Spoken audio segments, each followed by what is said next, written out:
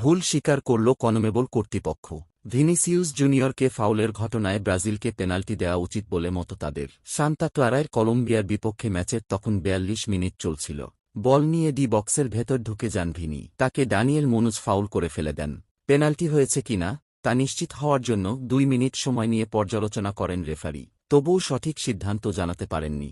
পেনাল্টির আবেদন নাকচ করে দেন তিনি। কোপা আমেরিকার ওই ম্যাচটি ব্রাজিল ড্র করে ১-১ গোলে।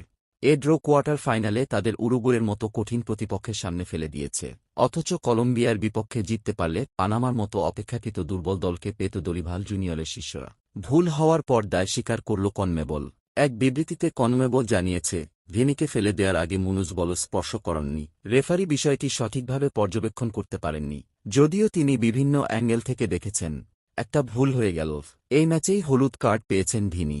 টানা দ্বিতীয় হলুদ কার্ড দেখায় উরুগুয়ের বিপক্ষ কোয়ার্টার ফাইনালে খেলতে পারবেন না তিনি, যা ব্রাজিলকে আরও ধাক্কা দিয়েছে।